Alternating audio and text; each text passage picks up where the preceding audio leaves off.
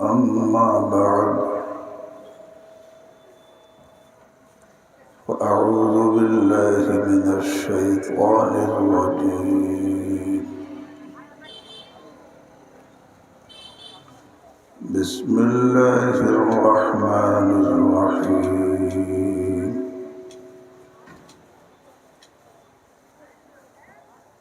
كلوا من طيبات ما رزقناكم ولا تطغوا فيه فيحل عليكم غضبي ومن يحلل عليه غضبي فقد هوى وإني لغفار لمن تاب وآمن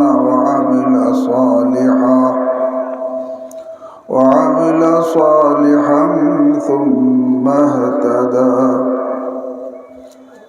وقال النبي صلى الله تعالى عليه وسلم من أكل طيبا وعمل في سنة وأمن الناس بوائقه دخل الجنة أو كما قال عليه الصلاة والسلام. رواه الترمذي. صدق الله مولانا العظيم وصدق رسوله النبي الكريم ونحن على ذلك من الشاهدين والشاكرين والحمد لله رب العالمين.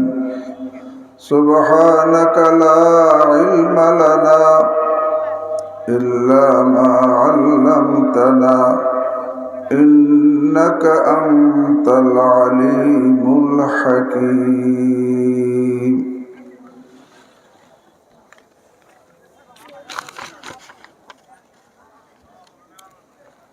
حضرت علماء کرام محترم حاضرین،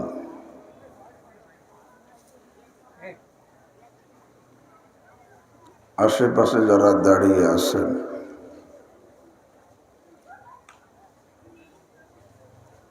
সকলকে বলতেছি আমরা প্যান্ডেলের নিচে চলে আসি।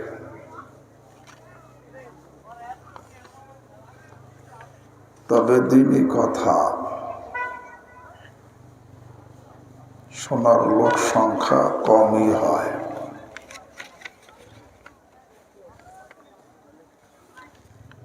উমর ফারুক রাদিয়াল্লাহু তাআলা আনহু তাওয়াফ করতেছে, এমন সময় দেখেন গ্রাম্য এক লোক সে তাওয়াফের মধ্যে দোয়া করতেছে, আল্লাহুম্মা আদখিলনি ফি কলিলিন মিন ইবাদিক। আয় আল্লাহ, আমাকে আপনি দাখিল করেন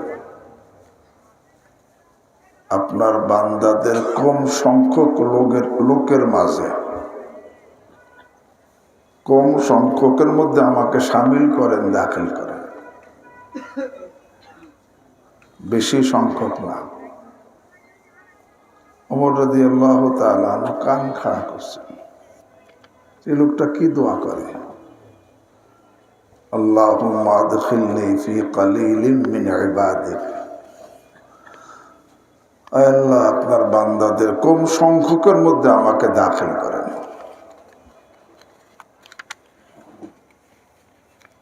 কেন জানেন? বলেন তো, জান্নাতীদের সংখ্যা বেশি না কম? কম। ওই থানবী রহিমার এলাকার কিছু আলেম ছিলেন যারা দেওবন্দের ছাত্র না, এবং যারা মানতেকে পারদর্শী ছিল, মানতেক লজিকে এই বিষয়ে পারদর্শী, দর্শনের মধ্যে তারা পারদর্শী ছিল। এই জন্য তাদের মধ্যে এলেমের গর্মি ছিল। এলেমের একটা গর্মি আছে। যে কেউ এই গরমিকে হজম করতে না পারে, এই এলেমেই তাকে ধ্বংস করে দেয়। আমাদের আকাবিরদের মধ্যে এলেম ছিল এত, কিন্তু তাদের মধ্যে কোনো গরমি ছিল না। শামসুল হক ফরিদপুরি রহমতুল্লাহ আলাইহির নাম আমরা শুনছি না? কত বড় মানুষ ছিল, কত বড় এলেম ওনার ছিল। উনি কিন্তু নিজের নামে দস্তখত করতে নাচিজ শামসুল হক। কি নাচিজ মানে লাশায়, একেবারে কোনো বস্তুই না, নাচিজ শামসুল হক। অথচ কত বড় মানুষ, এলেম ছিল, কিন্তু এলেমের কি ছিল না? ভিতরে গর্বী ছিল না। কারণ উনি হাকিমুল উম্মত মুজাদ্দিদে মিল্লাত শাহ আশরাফ আলী থানভী নওয়ারাল্লাহু মারকাদা, তার ওখানে 17 বছর কাটাইছে। ওনাদের এলেম ছিল, গর্বী ছিল না। হযরত থানভী রহিমাহুল্লাহ এত বড় আলেম, হাকিমুল উম্মত মুজাদ্দিদে মিল্লাত শাহ আশরাফ আলী থানভী, তিনি এত বড় মানুষ, কিন্তু নিজেকে কোনোদিন আলেম বলতেন না যে আমি আলেম। আলেম মাওলানা কখনো বলেন নাই। বরং উনি সই করলে করতেন নাঙ্গে আসলাফ আশরাফ বরায় না, পূর্বসূরীদের জন্য লজ্জার কারণ হবে। ওনার কাছে আমার নাম যে আশরাফ, এটা নামের আশরাফ। নিজের জীবনে কোনোদিন নিজেকে আলেম বলেন নাই। এলেম ছিল, কিন্তু গর্বী ছিল না।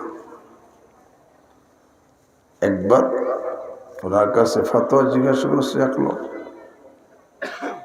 আর ফতোয়া মাসলা জিজ্ঞাসা করলে জানা থাকলে দিয়ে দেওয়া জরুরি, না দিলে ওই ধমকি আসছে।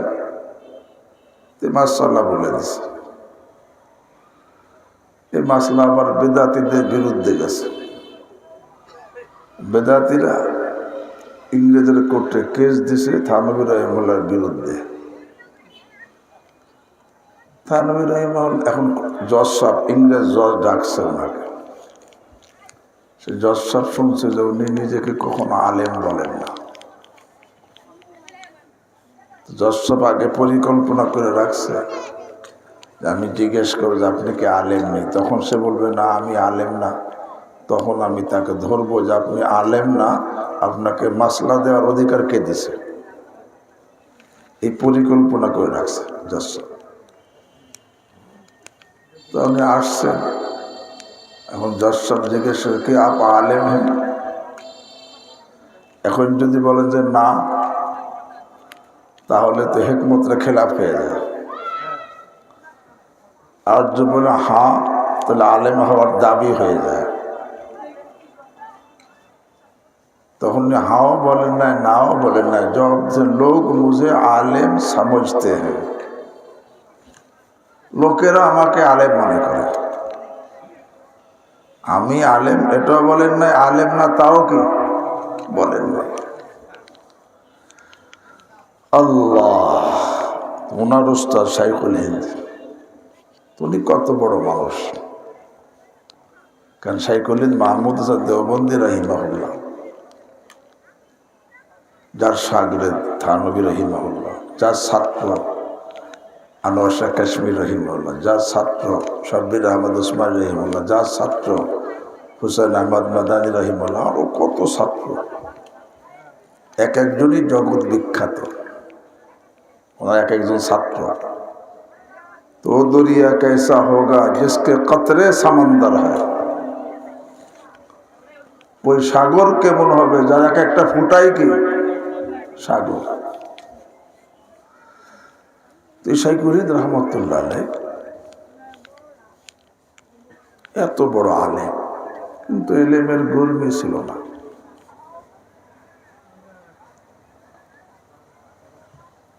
হযরত শাব্বির আহমদ উসমানী রাহিমাহুল্লাহ বলেন, শাইখুল হিন্দ রহমতুল্লাহ আলাইহি 35 বছর হাদিসের খেদমত করছে।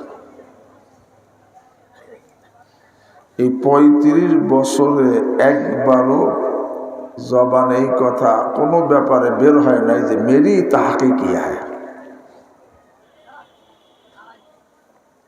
মেরি তাহাকে কি হয়, এই মাসলার ব্যাপার আমার তাহকিক এইটা একবারও বলেন। হ্যাঁ বলতেন, ইবনে হাজার ने यह फरमाया, बदरुद्दीन आइनी ने यह फरमाया, साहब इरशाद सारी ने यह फरमाया, কিন্তু এই মাসলার মধ্যে মেরি তাহকিক, আমি কি আর আমার তাহকিক কি? এই 35 বছরের মধ্যে একবারও জবানে আনেন নাই কোনো ব্যাপারে যে মেরি তাহকিক, আমার বুঝ এইটা বা আমার তাহকিক এইটা, একবারও জবানে আনেন নাই। হ্যাঁ, সাব্বির আহমদ উসমানী রাহিমাহুল্লাহ বলেন, যদি কখনো কোনো সূক্ষ্ম কথা বয়ান করতেন তখন এতটুকু বলতেন, ইউ খেয়াল গুজারতা হ্যায়, ইউ খেয়াল গুজারতা। হ্যাঁ, ওনাদের মধ্যে এলেম ছিল, এলেমের কোনো গরমি ছিল না। কেন? আমরা ইলমে নবুয়তের সাথে সাথে নূরে নবুয়ত হাসিল করছি। ইলমে নবুয়তের সাথে সাথে নূরে নবুয়ত হাসিল করছি।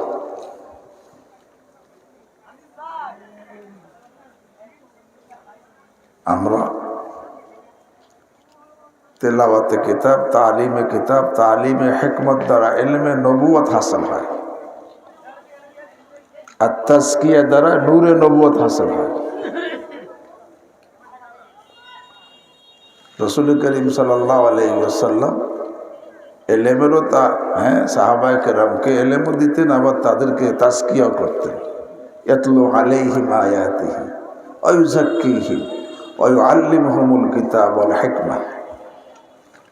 তো তেলাওয়াতে কিতাব, তালিমে কিতাব, তালিমে হিকমত দ্বারা ইলমে নবুয়ত হাসিল হতো, আর তাজকিয়ার দ্বারা নূরে নবুয়ত হাসিল হতো। যখন নূরে নবুয়ত হাসিল হয় তখন তার মধ্যে ইলম থাকলে গরমি থাকে না। আজকে আমরা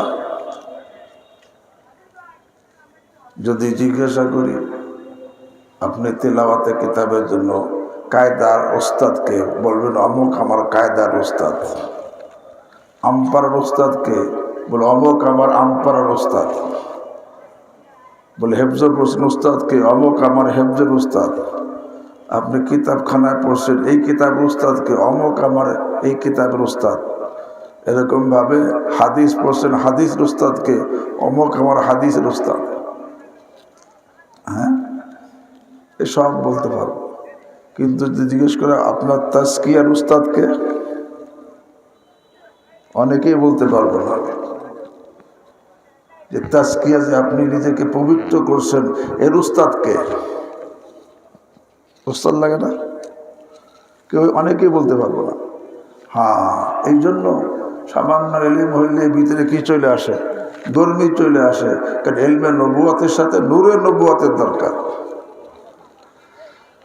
ওনাদের তাজকিয়ার দ্বারা হযরত সাদত সাবুজুর রাহিমাহুল্লাহর মুরব্বী ছিল না, তাজকিয়া করছেন না, থানবী রাহিমাহুল্লাহ ছিল না, আরে হযরত শাইখুলিদের ছিল না, সবারই তো ছিল।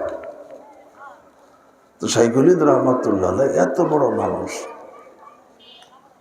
কিন্তু এলেমের গরমি ছিল না। যে 35 বছর এলেমের খেদমত করছে, হাদিসের খেদমত করছে, এই 35 বছর জবানে একবারও এই কথা উচ্চারণ হয় নাই যে মেরি এই মাসলার ব্যাপারে আমার তাহকিকে। আর ওনার উস্তাদ কাসেম নানতুল রাহিমাহুল্লাহ, ওনার মধ্যে এলেমের গরমি ছিল। কেন? ওনারও তো, উনিও তাজকিয়া করাইছে। হযরত মাহমুদ হাসান দেওবন্দি রাহিমাহুল্লাহ বলেন যে আমার উস্তাদ কাসিম নানতবী রহিমাহুল্লাহ একবার নির্জনে আমাকে বলতেছেন, মাহমুদ হাসান, तुम मेरा इतना मोताकिद हो, इससे ज़्यादा मोताकिद होना मुमकिन नहीं। যে মাহমুদ হাসান, তুমি আমার এত ভক্ত, এর চাইতে বেশি ভক্ত হওয়া সম্ভব না। পরে বলেন, तुमसे ज़रा तवाज़ु की बात करता हूँ, তোমার কাছে কিছু বিনয়ী হওয়ার কথা বলি। পরে বলেন, मुझे कसम खाने की आदत नहीं, আমার তো কসম খাওয়ার অভ্যাস নেই। फिर भी मैं कसम खाता हूँ, खुदा की कसम, कासिम में और इस दीवार में कोई फर्क नहीं। কারণ তাদের মধ্যে ইলমে নবুয়তের সাথে সাথে কি ছিল? নূরে নবুয়ত ছিল। আজকে আমাদের ইলমে নবুয়তের জন্য মেহনত চলতেছে, কিন্তু নূরে নবুয়ত হাসিল করার জন্য তাজকিয়ার মেহনত অনেকের মধ্যেই নাই। ইলমে নবুয়তের প্রত্যেকটার উস্তাদ সে বলতে পারবে, কায়দার উস্তাদ অমুক, ইমাম নাজেরের উস্তাদ অমুক, হেফজখানার উস্তাদ অমুক, কিতাবখানার উস্তাদ অমুক, এরকমভাবে তফসিরের উস্তাদ অমুক, হাদিসের উস্তাদ অমুক কইতে পারবে না। কিন্তু আপনার তাজকিয়ার উস্তাদকে কইতে পারবে না। আল্লাহ যাহু বলতেছিলাম, এই কাজ হযরত শাইখুল হিন্দ রহমতুল্লাহ আলাইহি, হযরত থানভী রহমাতুল্লাহ উস্তাদ। এখন ওই যে ওনাদের এলাকায় কিছু লোক যারা মান্তিক, লজিক সম্পর্কে, তর্কবিদ্যা সম্পর্কে পারদর্শী ছিল, দর্শন সম্পর্কে পারদর্শী ছিল, কিন্তু আত্মশুদ্ধি করায় নাই, তাদের মধ্যে এলেমের গর্মি ছিল। তারা দেওবন্দে পড়ে নাই। তারা বলতো, দেওবন্দের হুজুরটা কি জানে? থানভী রহিমাহুল্লাহ সামনে বলতো, দেওবন্দের হুজুরটা কি জানে? কিন্তু থানভী রহিমাহুল্লাহ খুব কষ্ট লাগতো, ওনার খুব ব্যথা লাগতো। কারণ উনি তো দেওবন্দ পড়ছেন, উনি জানেন ওস্তাদদের এলেম সম্পর্কে। কিন্তু ওই যে ওনার এলাকায় কিছু যারা নাকি মান্তিক সম্পর্কে পারদর্শী, ফালসাফা সম্পর্কে পারদর্শী, তারা তাদের মধ্যে এলেমের গর্মি, দেওবন্দের হুজুররা কি জানে? এটা বললে ওনার খুব কষ্ট লাগতো। কারণ নিজের উস্তাদের ব্যাপারে বললে কষ্ট লাগাটাই কি স্বাভাবিক। তো উনি চিন্তা করছেন যে আমি হযরতকে দাওয়াত দিব, শাইখুল হিন্দ রহমতুল্লাহ আলাইহিকে দাওয়াত দিয়ে এখানে একটু বয়ান করাবো। বয়ান করাবো কেন? যখন বয়ান তিনি করবেন, আরবিতে একটা কথা আছে, কুল্লু ইনাইন ইয়াতারাশাহু বিমা ফিহি, প্রত্যেক পাত্র কাজ করলে তার মধ্যে যা থাকে অটোমেটিক সেইটা কি হয়? পড়ে। তো ওনাদের মধ্যে যে এলেম আছে, মান্তিক আছে, ফালসাফা সব আছে, কথা বললে তার মধ্যে অটোমেটিক কি এসে যাবে। তখন এই এলাকার যে যাদের মধ্যে এলেমের ফখর, গর্ব, তারা বুঝবে না দেওবন্দি উস্তাদের মধ্যে কি আছে, এলেম আছে। এই নিয়াতে উনি শাইখুল হিন্দ রহমতুল্লাহকে দাওয়াত করছে। কিন্তু ওনাকে বলেন নাই, বলছে হযরত, কারণ হযরত মেজাজ যান, এই কথা বললে আসবেন না। বলছে আমাদের ওখানে একটু নসিহাতের জন্য, ওয়াজের জন্য একটা দিন দিলে আর কিছু আমরা এলাকাবাসী নসিহত শুনতাম। ঠিক আছে। আল্লাহ তো তারিখ দিয়েছেন, সে তারিখ মতো হযরত শাইখুল হিন্দ রহমতুল্লাহ চলে গেছেন থানা। সেখানে বয়ান শুরু করেছে অল্প কয়েকজন লোক। আর ওই যারা নাকি সমালোচনা করে, তারা আশপাশ যে থাকে, তারা শোনে, বুঝে যে তার মধ্যে তারা ঘরে যে কোনটা কোনটা দোষ পাওয়া যায়, সে দোষ ধরার জন্য তারা তো সমালোচনা করে। সমালোচক কিন্তু শ্রোতা হয় না, তারা আশপাশ যে থাকে দোষ তালাশ করার জন্য, যে কোনটার দোষ বলা যায়। ওই সমস্ত যাদের মধ্যে এলেমের গর্মি, তারা আশপাশ যে ঘুরতেছে। আর শাইখুল হিন্দ রহমতুল্লাহ অল্প কিছু লোক নিয়ে কথা শুরু করছে, কিন্তু কথা বলতেছে।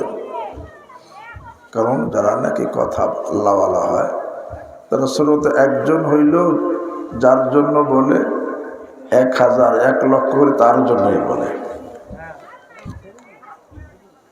হযরত ইসমাইল শহীদ রহমতুল্লাহ আলাইহি দিল্লির জামে মসজিদে 2.5 ঘন্টা বয়ান করছে। 2.5 ঘন্টা। ওই সময় তো যানবাহন ছিল না, পায়ে হেঁটে আসা লাগতো। দিল্লির জামে মসজিদ বড়, পুরো মসজিদের সেহেন সব আঙ্গিনা লোকে লোকারণ্য ভর্তি। 2.5 ঘন্টা বয়ান করার পরে বয়ান শেষ হয়েছে, ওয়াজ শেষ হয়ে গেছে, লোক চলে যায়। এরা ইসমাইল শহীদ রহমতুল্লাহ আলাইহি ওই সিঁড়ি দিয়ে নামতেছেন, জামে মসজিদ নামা সিঁড়ি আছে না, সিঁড়ি দিয়ে নামতেছে। এমন সময় এক বৃদ্ধ লোক দূরে হাঁপাইতে হাঁপাইতে আসছে। কয় কিয়া মৌলভী ইসমাইল কা বয়ান হয়ে চুকা? মৌলভী ইসমাইল বয়ান কে হয়ে গেছে? তখন একজন বলছে হ্যাঁ উনকা বয়ান তো হয়ে চুকা। তো বুড়া লোকটা কয় আহ, মানে আমি এত দূর থেকে আসলাম কষ্ট করে তার বয়ান শোনার জন্য, আমি বয়ান শুনতে পারলাম না, এই যে আহ বলছে। যখন আফসোস করে আহ বলছে, ইসমাইল শহীদ রহমতুল্লাহ আলাইহি নামতেছিলেন, ওনার কানে আহ পড়ছে। উনি ওই বৃদ্ধ লোকের কাছে কি বল, ভাই बैठो, मैं तुमको मौलवी इस्माइल का बयान सुनाता हूँ। ওই সিঁড়ির মধ্যে বসে গেছে, পরিচয় দেয় না আমি ইসমাইল। সিঁড়ির মধ্যে বসে গেছে, বসে ঠিক তাকে 2.5 ঘন্টা বয়ান শোনাইছে একার জন্য। তো লোকেরা জিজ্ঞাসা করছে হযরত এক কে লিয়ে ইতনা ওয়াক্ত, একজনের জন্য এত সময় বয়ান করলেন? তখন জবাব দিয়েছেন भाई मैंने पहले भी एक ही के लिए बयान किया था, अब भी वही एक ही के लिए बयान किया। পূর্বে যখন হাজার হাজার লোক ছিল তখন আমি একজনের জন্যই বয়ান করছি। কার জন্য? আল্লাহ। এখনো এই একজনের জন্যই বয়ান করছি। আল্লাহওয়ালারা একজন হোক আর 1000 হোক, তারা তো বয়ান করে কার জন্য? হযরত শাইখুল হিন্দ রহমতুল্লাহর সামনে লোক অল্প, আর ওই সময় সমালোচক যারা তারা আশপাশে ঘুরতেছে, শুনছে দেওবন্দের হুজুর আইছে, আশপাশে ঘুরতেছে, উনি বয়ান শুরু করছেন। বয়ানের মধ্যে এমনভাবে ইলমি কথা আসতেছে, মান্তিকের কথা, ফলসফের কথা, এমন আকর্ষণ শুরু হয়েছে যে ওই যে আশেপাশের যত সমালোচক আলেম ছিলেন তারা আর বাহিরে থাকতে পারে নাই, বয়ানের টানে সব দূর দূরে ভিতরে আসা শুরু হয়েছে। ইন্না মিনাল বয়ান লা সিহরা, কিছু বয়ান জাদুর মতো আসর করে। তো ওনার বয়ানের এমন আকর্ষণ যে ওই যারা সমালোচনা করত তারাও আর ওই সমস্ত ওলামায়ে কেরাম যারা ওই মান্তিক, ফালসাফা, লজিক এবং দর্শনের পারদর্শী আলেম যারা, তারা আশপাশ যে ছিল তারা আর বাহিরে থাকতে পারে নাই, তারা সকলে দল ধরে ভিতরে ঢোকা শুরু হয়েছে। যখন দল ধরে ভিতরে ঢোকা শুরু হয়েছে, ওনার নজর গেছে তাদের দিকে। সাথে সাথে শাইখুল হিন্দ রহমতুল্লাহ বলেন ওয়া আখিরু দাওয়ানা আনিল হামদুলিল্লাহি রাব্বিল আলামিন। বয়ান শেষ। থানভী রহিমাহুল্লাহ दौड़े আসছে, हजरत मैंने तो इन लोगों को सुनाने के लिए आपको दावत दी थी। हजरत भाई मैं तो इन लोगों के लिए ही बयान को ख़त्म कर दिया। কেন? দেখো এরা যখন ছিল না তখন বয়ানের সময় আমার নজর আমার আল্লাহর দিকে ছিল, তখন আমি বয়ান আল্লাহর জন্য করতেছিলাম। এরা যখন চলে আসছে তখন এদের দিকে নজর চলে গেছে।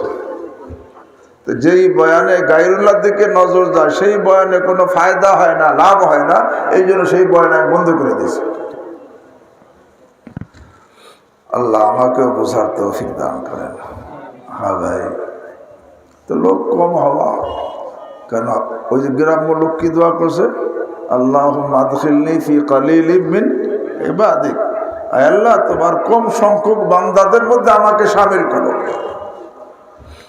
কারণ জান্নাতের সংখ্যা বেশি হবে না কম হবে? কম হবে। ইমানদারের সংখ্যা বেশি না কম? নেককারের সংখ্যা বেশি না কম? পরহেজগারের সংখ্যা বেশি না কম? শুকরগুজারের সংখ্যা আল্লাহ নিজেই বলছেন কালিলুম মিন ইবাদিয়াশ শাকুর। এই জন্য কম হয়েছে, এই জন্য কোনো আল্লাহর কাছে কম আর বেশির আল্লাহর কাছে এর কোনো মূল্য নাই। কম হওয়া বেশি হওয়া আল্লাহর কাছে মূল্য হলো আল্লাহ লিয়াবলুয়াকুম আইয়ুকুম আহসানু আমালা। আল্লাহ তোমাদেরকে পরীক্ষা করতে চান কিসের, যে তোমাদের কি উত্তম আমল কে করে, এইটা আল্লাহ দেখতে চান। বেশি আমল কম আমল আল্লাহ দেখেন না, উত্তম আমল সুন্দর আমল কে করে। একটা জামাত অল্প সংখ্যক কিন্তু এরা আল্লাহর কাছে মকবুল, তাহলে অল্প হওয়া সত্ত্বেও তারা কামিয়াব। আর একটা জামাত অনেক কিন্তু আল্লাহর কাছে মকবুল না, তাহলে সে কামিয়াব। এখানে একটা কথা মনে পড়লো, বলে দিই। আল্লাহর কাছে মকবুল হওয়া, আল্লাহর পছন্দনীয় হওয়া, এইটাই মেন। অনেকে আছে অনেক নেক আমল করে কিন্তু আল্লাহ নেক আমল করা সত্ত্বেও আল্লাহ তার প্রতি খুশি না। নেক কাজ, বাহ্যিকভাবে নেক কাজ করতেছে কিন্তু আল্লাহ তার প্রতি রাজি না, খুশি না। কেমনে বুঝলাম? আল্লাহ কোরআনে কারীমের মধ্যে হযরত সুলাইমান আলাইহিস সালামের একটা দোয়া তিনি করছেন, সেটা বর্ণনা করছেন। কি দোয়া করছেন? আউযু বিল্লাহি মিনাশ শাইতানির রাজীম রব্বি আউজি'নি আন আশকুরা নি'মাতাকাল্লাতী আন'আমতা আলাইয়া ওয়া আলা ওয়ালিদাইয়া ওয়া আন আ'মালা সালিহান তারদাহ وأدخلني برحمتك في عبادك الصالحين। তিন বিষয় দোয়া করছে, তার মধ্যে একটা মাঝখানে যে বিষয় দোয়া করছে, আল্লাহ আপনি আমাকে নেক আমলের তৌফিক দেন, ওয়ান আমালা সালেহা, যে আমি নেক আমল করতে পারি এই তৌফিক দেন। তবে কেমন নেক আমল? তার যেই নেক আমলে আপনি রাজি হন এমন নেক আমলের তৌফিক আমাকে দান করেন, যে নেক আমল আপনি খুশি হন। এটা কেন কইছেন? যে নেক আমলে আল্লাহ খুশি হন, এই কথা, এই শব্দটা, এই শর্তটা কেন উল্লেখ করলেন? এই জন্য উল্লেখ করছে অনেক লোক আমল করবে কিন্তু আল্লাহ তার প্রতি খুশি হবে না। আল্লাহ আমাকে আপনাদেরকে হেফাজত করেন। যেমন মনে করেন একজনে আমল সব করতেছে, নামাজ পড়ে, রোজা রাখে, হজ করে, যাকাত দেয়, দান খায়রাত করে, ইশরাক পড়ে, আওয়াবিন পড়ে, চাষ পড়ে, তাহাজ্জুদ পড়ে, কিন্তু হারাম খাওয়া থেকে বাঁচে না। সে হারাম খায়, হারাম পড়ে, আল্লাহ কি তার নেক আমলে খুশি? আরে খুশি হইলে কেন বললেন লা ইয়াদখুলুল জান্নাহ জাসাদুন, লা ইয়াদখুলুল জান্নাতা জাসাদুন গুযিয়া বিল হারাম।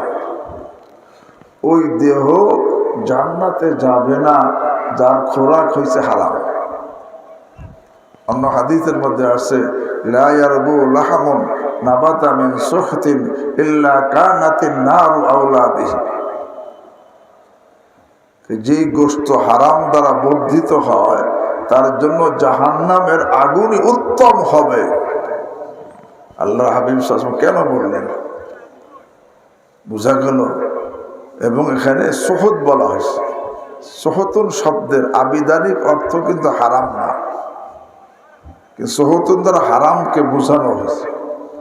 সুহতুনের আবিধানিক অর্থ চেষে ফেলানো, মাথার চুল নাড়িয়ে করে ফেলায় না, চাইছে ফেলায়। এই সুহতুনের আবিধানিক অর্থ চেষে ফেলানো, নাড়িয়ে করে ফেলানো। এই জন্য আরবিতে বলে সাহাত্তু রাসাহু আয় হালাকতুহু, আমি তার মাথাকে চেষে ফেলছি, নাইড়ে করে ফেলছি।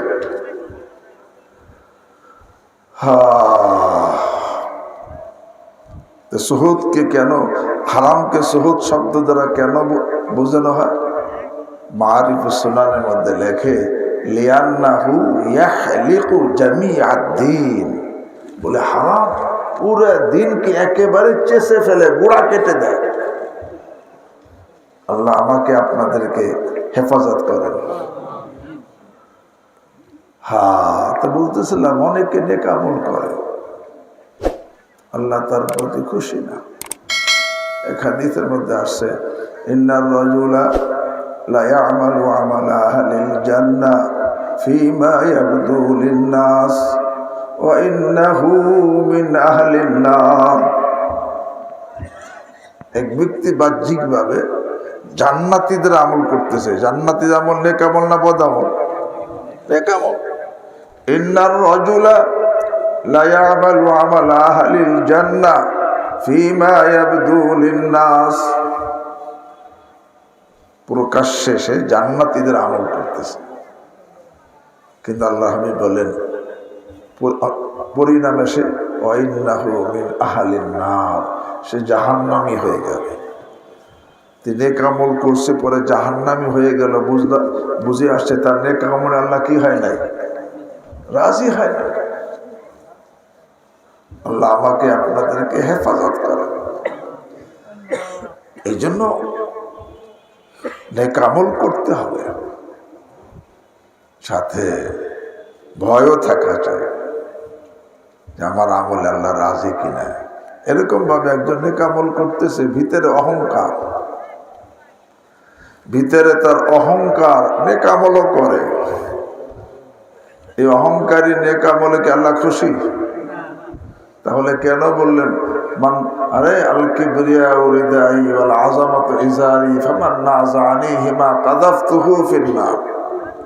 অহংকার আমার চাদর, বড়ত্ব আমার লুঙ্গি, যে আমার চাদর আর লুঙ্গি নিয়ে টানাটানি করবে, আল্লাহ বলেন আমি তাকে জাহান্নামে নিক্ষেপ করব। আল্লাহ আমাকে আপনাদেরকে হেফাজত করে। একজন অহংকারে লিপ্ত, নেক আমলও করে আর অহংকারও আছে, আল্লাহ তার আমলে কি না খুশি না। খুশি হলে তাকে জাহান্নামে কি দিতেন না। একজনে আমল করে কিন্তু ভিতরে রিয়া, লোক দেখানোর জন্য, নামের জন্য করে, আল্লাহ সন্তুষ্টির উদ্দেশ্যে করে না। সে আমল করতেছে তবে দেখানোর জন্য, নামের জন্য, প্রশংসার জন্য, আল্লাহকে খুশি করার নিয়তে করে না। এই নেক আমলে আল্লাহ খুশি না নারাজ? নারাজ। এই জন্য তো আল্লাহ হাবিব সাল্লাল্লাহু আলাইহি ওয়াসাল্লাম জানাইছেন যে কিয়ামতের দিন 3 শ্রেণীর আমলকারী, তাদেরকে প্রথমেই জাহান্নামে দেওয়া হবে। আল্লাহ আমাকে আপনাদেরকে হেফাজত করেন। প্রথম শ্রেণী আলেমকারী, যারা নামের জন্য আলেমকারী হয়েছে।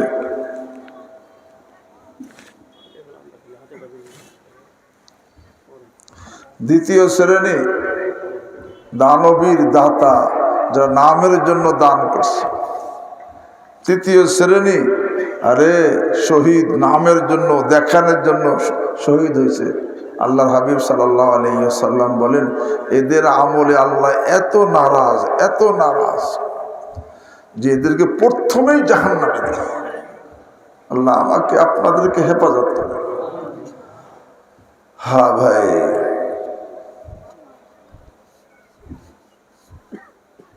আল্লাহ আমাদেরকে এমন আমলের তৌফিক দান করেন যেই আমলে আল্লাহ রাজি হন। আর যেই আমলে আল্লাহ রাজি হন, তার আমল যত বেশি হবে তার মধ্যে সে বিনয়ী তত বেশি হবে, এখলাস ওয়ালা তত বেশি হবে। হ্যাঁ, এবং সে হারাম থেকে দূরে থাকবে। আল্লাহ আমাকেও তৌফিক দান করেন। আমি আপনাদের সামনে কোরআনে কারীমের এক আয়াত তেলাওয়াত করছি, আর তিরমিজি শরীফের একটা হাদিস আপনাদের সামনে পড়েছি। এই দুইটাকে সামনে আমি অল্প কিছু কথা, তবে কথাগুলো শুধু শোনার জন্য না, গ্রহণের জন্য। তবে গ্রহণ কারা করতে পারবে? এই কোরআন হাদিসের সহি কথা শোনার পরে এই হক কথা গ্রহণ কারা করতে পারে জানেন? আরে যারা দিলের কান দিয়ে শোনে, দিলের চোখ খোলা রেখে শোনে। দিলের কান, বাহিরের কান না, দিলের কান মানে মনোযোগ। দিলের কান দিয়ে মনোযোগ দিয়ে শোনে এবং দিলের চোখ খোলা রেখে শোনে। কারণ যে নাকি নিজের তার মধ্যে যেরকম দেহের মধ্যে রোগ হইলে সে রোগ থেকে মুক্তির জন্য কি পরিমাণ চিন্তা করে, কি পরিমাণ ফিকির করে, কি পরিমাণ চেষ্টা করে, ঠিক এমনি ভাবে এই যে গুনাহের রোগ, যেটা আখিরাতে সমস্যার কারণ হবে, এর থেকে যার মুক্তির ফিকির থাকে, অর্থাৎ নিজের সংশোধনের ফিকির ওই রোগীর থেকে বেশি থাকবে। আজকে আমাদের ফিকির নাই, গাফলাতের মধ্যে আছে। আর গাফলাতটা কি জানেন? উম্মুল আমরাজ। যত লোক জাহান্নামী হবে তারা আখিরাতের ব্যাপারে কি থাকবে? গাফেল। আল্লাহ নিজে বলেন উলাইকা হুমুল গাফিলুন, এরা গাফেল হবে। গাফলাত উম্মুল আমরাজ। আরে দেখেন কেমন ভাবে সে গাফলাত এরকম ভাবে গুনাহকে জন্ম দেয়। আপনার একটা জমিন একেবারে পরিষ্কার, কোনো ঘাস নাই, নরম জমিন, উর্বর জমিন, কোনো ঘাস নাই, একেবারে পরিষ্কার। এমন জমিন যেই জমিনে যে কোনো বীজ দিলে সেখানে ফসল হবে। এখন মনে করেন এই জমিটা খুব পরিষ্কার, কিন্তু আপনি জমির থেকে 1 বছর গাফেল হয়ে রয়েছেন, জমির কোনো খবরই নেন নাই। বলেন তো জমিকে পরিষ্কার থাকবে না আগাছায় ভরে যাবে? হ্যাঁ, আগাছা আপনি লাগাইছেন তো ভরবে কেন? বলে গাফেল ছিলেন, আপনি সতর্ক থাকেন না। ঠিক এমনি ভাবে আল্লাহ আমাদেরকে দুনিয়াতে পাঠাইছেন, একবার দিলের জমিন পরিষ্কার অবস্থায় পাঠাইছেন, নিষ্পাপ অবস্থায় পাঠাইছেন, কোনো আগাছা দিলের মধ্যে কি ছিল না। এখন যে বিভিন্ন আগাছা জন্মাইছে কেন? আমি গাফেল হয়েছি। যারা সতর্ক থাকছে তাদের কিন্তু কোনো আগাছা জন্মায় না। আরে ইমাম জয়নুল আবিদিন হোসেন রাদিয়াল্লাহু তাআলা আনহুর ছেলে, তার নাম আলী, উপাধি হলো জয়নুল আবিদিন। ছোট তখন বাচ্চা, মাসুম ছোট বাচ্চা। তার মতো বাচ্চারা সবাই খেলে, কিন্তু সে খেলতে যায় না, মাঠে এক পাশে বসে থাকে আর কান্না করে। একজন জিজ্ঞাসা করছে, কি বাপ, কি মিয়া, যে তো সবাই তোমার মতো সবাই খেলতে, তুমি খেলতে যাও না? জবাব দেখি, আল্লাহ তো আমাকে খেলার জন্য বানান নাই। আল্লাহ তো আমাকে দুনিয়ায় খেলার জন্য পয়দা করেন না। ছোট বাচ্চা, তুমি কাঁদতেছো? কাঁদতেছি একটা ভয়। বাচ্চা বলে কিসের ভয়? আমি শুনছি, বাচ্চা তো, যে জাহান্নামের খড়ি মানুষ আর পাথর হবে। ওয়াকুদুহান নাস ওয়াল হিজারা, মানুষ এবং পাথর জাহান্নামের ইন্ধন হবে, জাহান্নামের খড়ি হবে, জাহান্নামের আগুন মানুষ আর পাথর দ্বারা জ্বলবে। আমি আমার মারে দেখছি চুলে যখন আগুন জ্বালায় তো বড় খড়ি দেওয়ার আগে ছোট ছোট খড়ি দিয়ে আগুন ধরায়, তারপরে বড় খড়ি দেয়। আমার ভয় হয় যে আল্লাহ আখিরাতে ছোট খড়ি হিসেবে আমাকে আগে জাহান্নামে ফেলেন কিনা, এই ভয় কাঁদতেছে।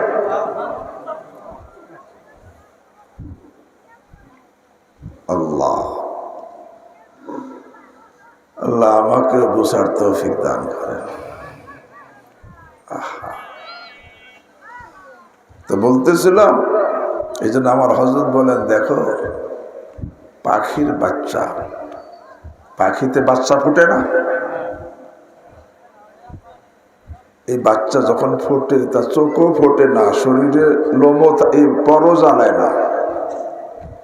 এই সময় বাচ্চাগুলোর মুখ কোন দিকে থাকে? উপরের দিকে থাকে। আর গরু, ছাগল, হাঁস, মুরগি, কুকুর, বিড়াল এগুলোর যখন বাচ্চা জন্ম হয় এর মুখ কোন দিকে থাকে? কেন জানো? হযরত বলতেন, জানো, ওই পাখির বাচ্চা যদিও তার চোখ ফোটে নাই, যদিও তার পর জ্বালায় নাই, কিন্তু এই বাচ্চা বড় হইয়া উপরে উড়বে, আকাশে উড়বে। এই যে বাচ্চা অবস্থায় তার মুখ উপরের দিকে, আকাশের দিকে। আর এই হাঁস, মুরগি, গরু, ছাগল, কুকুর, বিড়ালের বাচ্চা যত বড়ই হোক মাটির মধ্যেই গড়াগড়ি করবে, উপরে উঠতে পারবে না। এই এর মুখ কোন দিকে?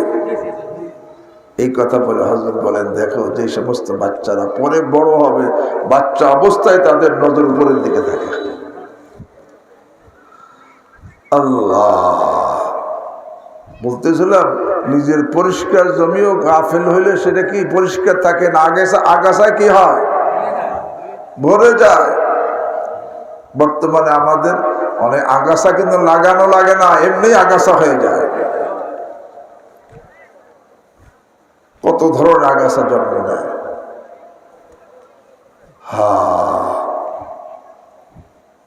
তো বলতেছিলাম যে যারা নাকি নিজের সংশোধনের নিয়ত, যে আমার তো আগাছা হয়ে গেছে, এখন আমার এটা পরিষ্কার করে কবরে যেতে হবে, এই গুনাহের আগাছা নিয়ে গেলে আমার কোনো উপায় নাই। আমার সাথে তো আমার বাড়ি ঘর যাবে না, জমা জমি যাবে না, দোকানপাট যাবে না, মিল ফ্যাক্টরি যাবে না, গাড়ি যাবে না, আমার সাথী সঙ্গে যাবে না, বন্ধু বান্ধব যাবে না, বিবি বাচ্চা যাবে না, আমার একাই যেতে হবে। সাথে কিন্তু এই আগাছা দূর না করলে গুনাহের আগাছাগুলো আমার সাথে কবরে যাবে, তখন আমার কি অবস্থা হবে? এই জন্য দুনিয়া থেকেই যাওয়ার আগেই এই আগাছা পরিষ্কার করতে হবে। এই সমস্ত দিনে মাহফিল, আগাছা পরিষ্কার করা মাহফিল। এখানে আমার সেইভাবে নিজের সংশোধনের পাক্কা নিয়ত করে যে শোনে, আল্লাহ তাকে এটা গ্রহণের তৌফিক দেয়। আর যে নাকি কয় যে না আজকে অনেক মিনারা মাহফিল, চলো একটু বরকত নিয়ে আসে, অনেক কয় যে না সেই মাহফিলে শরিক হয়ে আসে, কিন্তু নিজের সংশোধন নিয়াতে আসে না।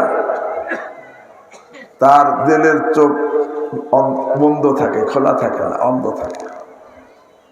এবার দিলেরও চোখ আছে, দিলেরও চোখ আছে।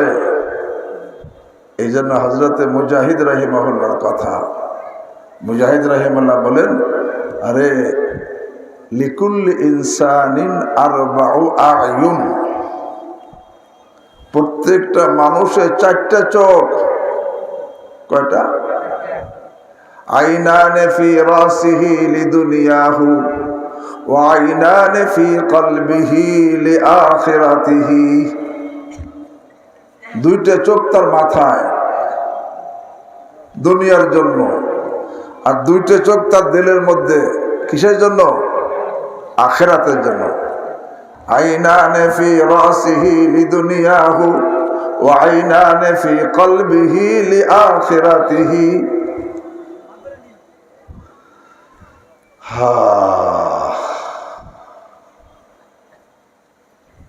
এমনি কোরআনের এক আয়াত আসছে, আল্লাহ রাব্বুল আলামিন আয়াত নাযিল করেছেন, আউযু বিল্লাহি মিনাশ শাইতানির রাজীম, মান কানা ফি হাযিহি আ'মা ফাহুয়া ফিল আখিরাতি আ'মা। যে দুনিয়ার মধ্যে অন্ধ হবে, আখিরাতেও সে অন্ধ হবে। যত জাহান্নামী সবাই জাহান্নামে অন্ধ হবে। আল্লাহ আমাকে আপনাদেরকে হেফাজত করে। মান কানা ফি হাযিহি আ'মা ফাহুয়া ফিল আখিরাতি আ'মা। এই আয়াত যখন নাযিল হয়েছে, আব্দুল্লাহ ইবনে উম্মে মাকতুম রাদিয়াল্লাহু তাআলা আনহু, অন্ধ সাহাবী আব্দুল্লাহ ইবনে উম্মে মাকতুম রাদিয়াল্লাহু তাআলা আনহু, তিনি কি ছিলেন? অন্ধ ছিলেন, উনি যখন শুনছেন যে আল্লাহ আয়াত নাযিল করছেন যে দুনিয়াতে অন্ধ হবে, আখিরাতেও অন্ধ হবে, উনি পেরেশান হয়ে গেছে। আমি তো দুনিয়াতে অন্ধ, পেরেশান হয়ে গেছে, পেরেশান হয়ে আসছে। বলছি ইয়া রাসূলুল্লাহ ফাআনা ফিদ দুনিয়া আ'মা আফা আকুনু ফিল আখিরাতি আ'মা। ইয়া রাসূলুল্লাহ আমি তো দুনিয়ার মধ্যে অন্ধ, আখিরাতে কি অন্ধ হব? কি প্রশ্ন করছে। তখন আল্লাহ আয়াত নাযিল করছেন, আউযু বিল্লাহি মিনাশ শাইতানির রাজীম فإنها لا تعمى الأبصار ولكن تعمى القلوب التي في الصدور। কাজে আরে যারা নাকি দুনিয়া অন্ধ আখিরাতে অন্ধ হবে তারা এই বাহিরের চোখের অন্ধ না। বাহিরের চোখের অন্ধ হওয়ার কথা বলা হয় নাই। فإنها لا تعمى الأبصار, বাহিরের চোখ তাদের অন্ধ না। ওয়ালাকিন তা'মাল কুলুবুল্লাতী ফিস সুদূর, আরে তাদের সিনার মধ্যে যে দিল, এই দিল কি অন্ধ। যাদের দিলের চোখ অন্ধ তারা আখিরাতেও কি হবে? কারণ দিলের চোখ অন্ধ থাকলে সে হক আর না হকের পার্থক্য বোঝে না, হালাল হারামের পার্থক্য বোঝে না, জায়েজ না জায়েজের পার্থক্য বোঝে না, ঈমান কুফরের পার্থক্য বোঝে না, তাওহীদ শিরকের পার্থক্য বোঝে না, আরে নেকি আর গুনাহের পার্থক্য বোঝে না, ইখলাস আর রিয়ার পার্থক্য বোঝে না, অহংকার আর তাওয়াজু বিনয় হওয়ার পার্থক্য সে বোঝে না। দিলের চোখ তো অন্ধ, সে দুইটাই কি একরকম মনে করে, দুইটাই জড়িত থাকে। আর এই অবস্থায় যে যাবে, আল্লাহ মান কানা ফি হাযিহি আ'মা ফাহুয়া ফিল আখিরাতি আ'মা। আর যার দিলের চোখ খোলা থাকে, আরে সে ঈমান কুফরের পার্থক্য বোঝে, ঈমান গ্রহণ করে, কুফর থেকে বেঁচে থাকে, তাওহীদ শিরকের পার্থক্য বোঝে, তাওহীদ গ্রহণ করে, শিরক থেকে বেঁচে থাকে, হক না হকের পার্থক্য বোঝে, হক গ্রহণ করে, না হক থেকে বেঁচে থাকে, হালাল হারামের পার্থক্য বোঝে, হালাল গ্রহণ করে, হারাম থেকে বেঁচে থাকে, আরে নেকি গুনাহের পার্থক্য বোঝে, নেকি করে আরে গুনাহ থেকে বেঁচে থাকে। আর এরকম ভাবে রিয়া ইখলাসের পার্থক্য বোঝে, সে রিয়া থেকে ইখলাসকে গ্রহণ করে, রিয়া থেকে বেঁচে থাকে, সে তাকবীর এবং তাওয়াজু অহংকার আর বিনয়ী হওয়ার পার্থক্য বোঝে, অহংকার থেকে বেঁচে থাকে, বিনয়ী হয়ে যায়। আল্লাহু আকবার। সে তো জাহান্নামে অন্ধ হবে না। আর যে নাকি যার দিলের চোখ অন্ধ সেই জাহান্নামে অন্ধ হবে। মান কানা ফি হাযিহি আ'মা ফাহুয়া ফিল আখিরাতি আ'মা। আল্লাহ, যারা নাকি নিজের সংশোধনের ফিকির নিয়ে পেরেশান হয়ে বসে, মনোযোগ দিয়ে শোনে, দিলের চোখ খোলা থাকে, তারা হক কথা আসলে গ্রহণ করে। এই জন্য মুজাহিদ রাহিমাহুল্লাহ বলেন, ফাইনা আমিয়াত আইনা রাসিহি ওয়া আবসারাত আইনা কলবিহি ফালাম ইয়াদুরহু আমাহু শাইআ। যদি তার বাহিরের চোখ দিলের চোখ, বাহিরের চোখ অন্ধ থাকে আর দিলের চোখ ভালো থাকে, তাই বাহিরের চোখ অন্ধ হওয়ায় তার বিন্দুমাত্র ক্ষতি করতে পারে না। আর আইনা আমিয়াত আইনা কলবিহি ওয়া আবসারাত আইনা রাসিহি ফালাম ইয়ানফাহু নজরুহু শাইআ।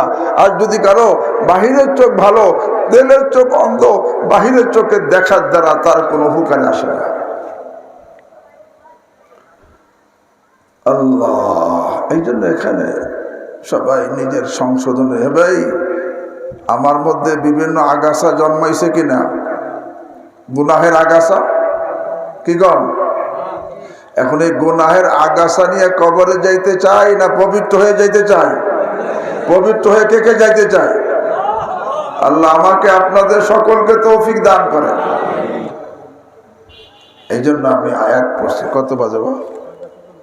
হ্যাঁ ভাই, আয়াত পড়ছি আর হাদিস পড়ছি। আল্লাহ বলেন, কুলু মিন তাইয়্যিবাতি মা রাযাকনাকুম, তোমরা, আমি তোমাদেরকে যে সম্পদ দিছি এর হালালটা তোমরা খাও। কোনটা খাইতে হবে? হালাল। ভাই হালাল খাইতে হলে হালাল উপার্জন না করে হালাল খাওয়া যায়? তা হালাল খাইতে হলে হালাল উপার্জন করতে হয়। হালাল উপার্জন করতে হলে আরে হালাল ভাবে উপার্জন করতে হয়। যদি কেহ অন্যটা আত্মসাৎ করতে চায়, আত্মসাৎ করে, তা হালাল খাইল না হারাম খাইল? হারাম খাইল। আরে হাদিসের বুখারী শরীফের হাদিস, অন্য বিভিন্ন হাদিসের কিতাবে আসছে, রাসূল করিম সাল্লাল্লাহু তাআলা আলাইহি ওয়াসাল্লাম ইরশাদ করেন, দেখো আমি তো একজন, ইন্নামা আনা বাশার, আমি একজন মানুষ, তোমরা আমার কাছে বিভিন্ন বিষয়ে মুকদ্দমা নিয়ে আসো ফায়সালার জন্য। আমি তো মানুষ, তোমাদের মধ্যে কেহ খুব বাকপটু হয়, সে তার কথাটাকে সুন্দর করে উপস্থাপন করতে পারে, আর একজন সে অত বাকপটু না, তার ন্যায্য কথাটাও সে পুরো ফুটেই তুলতে কি আসে না। এখন রাসূল করিম সাল্লাল্লাহু আলাইহি ওয়াসাল্লাম বলেন, দেখো আমি যদি কারো এরকম তার মানে কথা এবং তার সাক্ষী সাবত শুনে আমি মনে করলাম তার ব্যাপারে, তোমার ব্যাপারে, তোমার সাক্ষী, তোমার কথা, তোমার সাক্ষী শোনার পরে আমার এটা বুঝে আসলো তুমি হকদার, তোমার ব্যাপারে আমি রায় দিলাম যেটা তোমার।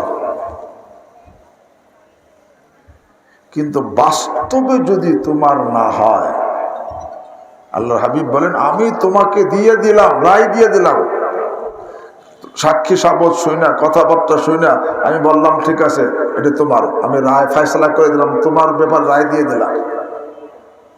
কিন্তু শোনো, যদি বাস্তবে যদি তোমার না হয়, তা জেনে রাখবা আমি তোমাকে জাহান্নামের টুকরা দিছি। অনেকে কয় যে আমি আমার নামে রায় হয়েছে, আর রায় হইলেই তুমি মালিক হবা না, যদি বাস্তবে তুমি মালিক না হও। বাস্তবে যদি সে মালিক না হয়, আর আল্লাহর হাবিব সাল্লাল্লাহু আলাইহি ওয়াসাল্লামের ফয়সালা থেকে ন্যায্য ফয়সালা কে করতে পারবে? কিন্তু তিনিও বলেন যে আমি তো সাক্ষী সাবতের ভিত্তিতে ফয়সালা করছি, আমি তো মানুষ, গায়েব তো আমি জানি না, আমি সাক্ষী সাবতের ভিত্তিতে ফয়সালা করলাম। কিন্তু জানিয়ে রাখো যদি এটা বাস্তবে তোমার না হয়, আর তোমার ব্যাপারে আমি ফয়সালাও দিয়ে দিলাম, বললাম যে হয় তোমার, এটা আমি রায়ও দিলাম, কিন্তু বাস্তবে যদি এটা তোমার না হয়, তাহলে জেনে রাখো আমি তোমাকে জাহান্নামে টুকরে দিছি। অনেক কয় যে আমার নামে ডিগ্রি হয়ে গেছে, আমি পেয়ে গেছি। বাস্তবে যদি না হয়, পাইছেন কি? জাহান্নামের টুকরা হয়েছে। আল্লাহ, ঠিক না? হাদিস না? আল্লাহ,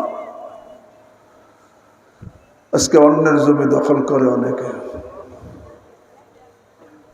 জোর করে হোক, কৌশলে হোক, বোনের টাকা আত্মসাৎ করে। আরে আমি এরকম ভাবে সবাই বলে জোর যার মূল লোক তার, আসলে জোর যার জাহান্নাম তার, জোর যার জাহান্নাম তার।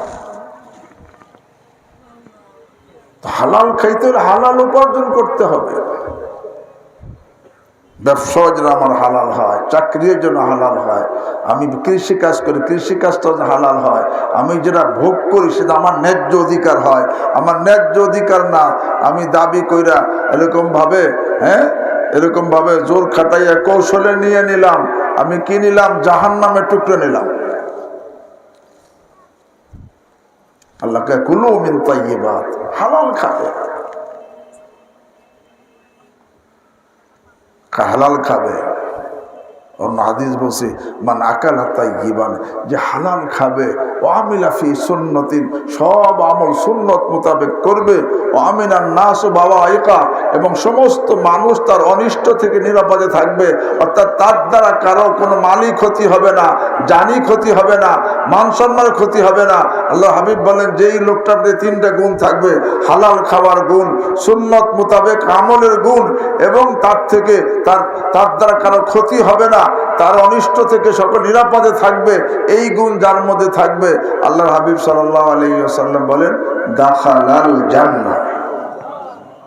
যে হালাল খাবে, সুন্নত মোতাবেক আমল করবে এবং তার দ্বারা কারো কোনো ক্ষতি হবে না, আল্লাহর হাবিব বলেন সে কি জান্নাত। তিরমিজি শরীফ। আমি আয়াত পড়ছি, কুলু মিন তাইয়্যিবাতি মা রাযাকনাকুম, আমি তোমাদেরকে যে রিজিক দিয়েছি এটা খাও, হালাল রিজিক দিয়েছি খাও। তবে আল্লাহ ওয়ালা তাতবাউ ফি, এই রিজিকের কারণে সীমা লঙ্ঘন করো না, গুনাহে লিপ্ত হয়েও না, অহংকারী হয়েও না। আরে গুনাহে লিপ্ত হয়েও না, যদি অহংকারী হয়ে যাও, গর্বে লিপ্ত হও, নাফরমান হয়ে যাও রিজিকের কারণে, ফায়াহিল্লা আলাইকুম গযাবি, তাহলে তোমার উপর আমার গজব পতিত হবে। ওমা ইয়াহলিল আলাইহি গযাবি ফাকাদ হাওয়া, যার উপর আমার গজব পতিত হয় সে ধ্বংস হয়ে যায়। এবার আল্লাহ যখন রাগান্বিত হন, আল্লাহ একা রাগান্বিত হয়? আরে আল্লাহ ইয়াগযাবু লিগাযাবিহিস সামাওয়াত ওয়াল আরদ ওয়াল জিবাল ওয়াল বিহার। হাদিসের মধ্যে আসছে ইন্নাল্লাহ তাআলা ইযা আবগাযা আবদান, বান্দা যখন কোনো বান্দাকে অপছন্দ, আল্লাহ রাব্বুল আলামিন যখন কোনো বান্দাকে অপছন্দ করেন, দাহা জিবরিলা, জিবরিল আমিনকে ডাক দেন, বলেন ইন্নী উবগিযু ফুলানান, আমি অমুক বান্দাকে অপছন্দ করি, ফাআবগিযহু, তুমি তাকে অপছন্দ করো। তখন ফাইবগিযহু জিবরিল, জিবরিল আমিন ওই বান্দাকে অপছন্দ করা শুরু করে। সুম্মা ইউনাদি ফি আহলিস সামা, জিবরিল সমস্ত আসমানের ফেরেশতাদের মধ্যে ঘোষণা করে ইন্নাল্লাহ ইবগিযু ফুলানান, আল্লাহ অমুক বান্দাকে অপছন্দ করে, ফাআবগিযুহু, তোমরাও তাকে অপছন্দ করো। ফাইবগিযু আহলুস সামা, পরে সমস্ত ফেরেশতারা তাকে অপছন্দ শুরু করে দেয়। শুধু তাই না, সুম্মা ইউজালাহুল বাগযা ফিল আরদ, পরে জমিনের লোকদের মধ্যে তার ব্যাপারে সকলের দিলের মধ্যে এই অপছন্দনীয় হওয়া এটা ঢেলে দেওয়া হয়, তখন সকলের কাছে সে অপছন্দনীয় হয়ে যায়। এরকম আল্লাহ যখন রাগান্বিত হয়, আল্লাযী ইয়াগযাবু লিগাযাবিহি আস-সামাওয়াত, আল্লাহ যখন রাগান্বিত হন সমস্ত আসমান রাগান্বিত হয়ে যায়, এবং অল জিবা, আল্লাযী ইয়াগযাবু লিগাযাবিস সামাওয়াত ওয়াল আরদ, জমিনও রাগান্বিত হয়ে যায়, অল জিবাল, পাহাড় রাগান্বিত হয়, অল বিহার, সাগর রাগান্বিত হয়। আল্লাহ যখন রাগান্বিত হয়ে যান, বলে এরা রাগান্বিত হয়ে কিছু বলে না কেন? বলে আল্লাহর হুকুমের অপেক্ষায় থাকে। আল্লাহ কয় ফাইন আমার তো সামা হাসসাবাতহু, যদি আমি শুধু আসমানকে অনুমতি দেই, এই যার পর আমি রাগ হয়েছি তাকে পাথর মেরে তখনই শেষ করে দিবে। ওইন আমার তো আরদা ইবতালাতহু, জমিনকে আদেশ করলে জমিন ওই মুহূর্তে তাকে গিলে ফেলবে। ওইন আমার তো জিবালা দাম্মারাতহু, পাহাড়কে আদেশ করলে পাহাড় তাকে ধ্বংস করে দিবে। ওইন আমার তো বিহারা গাররাকাতহু, আরে যদি আমি সাগরকে আদেশ করে সাগর ওই মুহূর্তে পাপ করতেছে, ওই মুহূর্তে ডুবে দিবে। আল্লাহ কাজে আরে কুলু মিন তাইয়্যিবাতি মা রাযাকনাকুম ওয়ালা তাতকাউ ফি, আরে আমার রিজিক খাও, কিন্তু এই রিজিকের কারণে সীমা লঙ্ঘন করো না, গুনাহ করো না, জবানের দ্বারা গুনাহ করো না, লজ্জা স্থানের দ্বারা গুনাহ করো না। বলে এই দুই অঙ্গের কারণে মানুষ সবচাইতে বেশি জাহান্নামী হয়, জবান এবং লজ্জা স্থান। হাদিসের মধ্যে আসছে আরে আকসার মা ইদখুলুন নাস আন-নার আল-ফাম ওয়াল ফারজু, সবচেয়ে বেশি মানুষ জাহান্নামী হবে, জাহান্নামী বানাবে তার জবান এবং লজ্জা স্থান।